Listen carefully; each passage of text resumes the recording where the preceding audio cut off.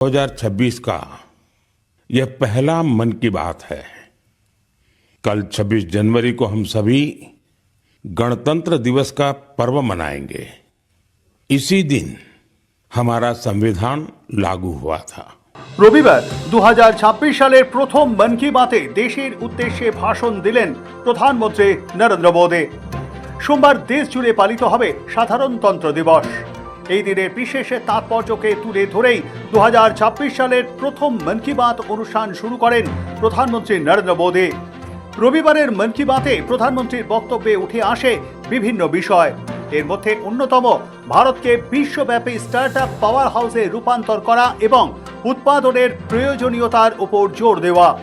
পাশাপাশি তরুণদের ভোটারের তালিকায় নাম তোলার বিষয়েও আহ্বান জানান প্রধানমন্ত্রী। 18 বছর বয়স হলেই নিজের ভোট গ্রহণের অধিকার গ্রহণ করার বার্তা দেন মোদী। এলাকার নতুন ভোটারদের ফুল বৃষ্টি দিয়ে বরণ করে নেওয়ার পরামর্শ দিয়ে মোদী বলেন, যেমন জন্মদিনে শুভকামনা জানানো হয়, তেমনি যখন কোনো যুবক যুবতী নতুন ভোটদাতা হবেন তখন তাকেও যেন অভিনন্দন জানানো হয়, মিষ্টিমুখ করানো হয়। এর ফলে ভোটদানের প্রতি মানুষের আগ্রহ বাড়বে বলে মনে করছেন প্রধানমন্ত্রী নরেন্দ্র মোদী। 25 जनवरी का दिन भी बहुत अहम है। आज नेशनल वोटर्स डे है, मतदाता दिवस है। मतदाता ही लोकतंत्र की आत्मा होता है। साथियों, आमतौर पर जब कोई 18 साल का हो जाता है, मतदाता बन जाता है, तो उसे जीवन का एक सामान्य पड़ाव समझा जाता है। लेकिन दरअसल ये अवसर किसी भी भारतीय के जीवन का बहुत बड़ा माइलस्टोन होता है। इसलिए बहुत जरूरी है कि हम देश में वोटर बनने का, मतदाता बनने का उत्सव मनाएं। जैसे हम जन्मदिन पर शुभकामनाएं देते हैं और उसे सेलिब्रेट करते हैं, ठीक वैसे ही जब भी कोई युवा पहली बार मतदाता बने तो पूरा मोहल्ला, गांव या फिर शहर एकजुट होकर उसका अभिनंदन करें और मिठाइयां बांटी जाए। 25 জানুয়ারি এই তারিখটা ভারতীয় গণতন্ত্রে আলাদা করে চিহ্নিত, কারণ এই দিনে পালিত হয় জাতীয় ভোটার দিবস। আর তার পিছনে রয়েছে এক ঐতিহাসিক যোগসূত্র। 1950 সালের 25 জানুয়ারি গঠিত হয় ভারতের নির্বাচন কমিশন। ঠিক তার পরদিনই কার্যকর হয় ভারতীয় সংবিধান। সেই ঐতিহাসিক মুহূর্তকে স্মরণ করতে 2011 সাল থেকে প্রতি বছর এই দিনটি জাতীয় ভোটার দিবস হিসেবে পালন করা হচ্ছে। এই জাতীয় ভোটার দিবসে দেশবাসীর উদ্দেশ্যে লেখা প্রধানমন্ত্রীর চিঠিতেও ভোটার তালিকায় নাম তোলার বিষয়ে আহ্বান জানান প্রধানমন্ত্রী। ভোট চুরি এবং সংবিধান ভাঙার প্রশ্নে বারবার বিরোধীরা আক্রমণ করেছে বিজেপিকে। রবিবার মন কি বাতে সেই প্রসঙ্গ ছুঁয়ে যান নরেন্দ্র মোদী। প্রধানমন্ত্রী নরেন্দ্র মোদী রবিবার দেশের তরুণদের কাছে আহ্বান জানিয়েছেন যাতে তারা 18 বছর বয়সে নিজেদেরকে দেশের ভোটার হিসেবে নিবন্ধন করেন। তিনি বলেন, এর মাধ্যমে ভারতের গণতন্ত্র শক্তিশালী হবে এবং নাগরিক হিসেবে তাদের সাংবিধানিক কর্তব্য পালন করা সম্ভব হবে। मतदाता दिवस पर मैं अपने युवा साथियों से फिर आग्रह करूंगा कि वे 18 साल का होने पर वोटर के रूप में खुद को जरूर रजिस्टर करें।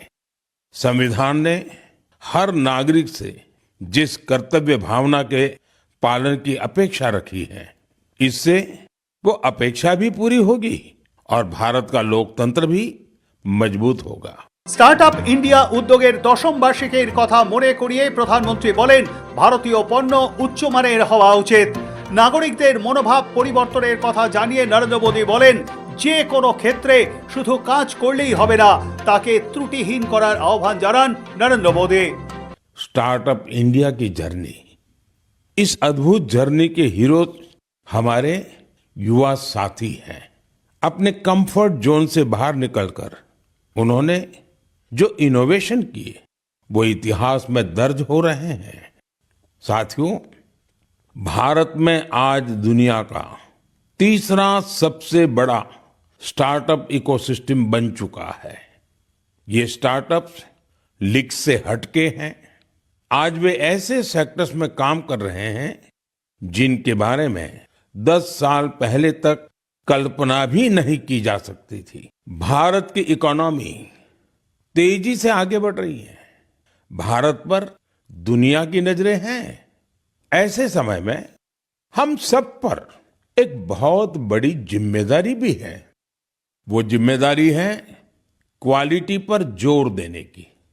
होती है, चलती है, चल जाएगा, ये युग चला गया। आइए इस वर्ष हम पूरी ताकत से क्वालिटी को प्राथमिकता दें। हम सबका एक ही मंत्र हो, क्वालिटी, क्वालिटी और सिर्फ क्वालिटी। न क्वालिटी से कोई समझौता होगा।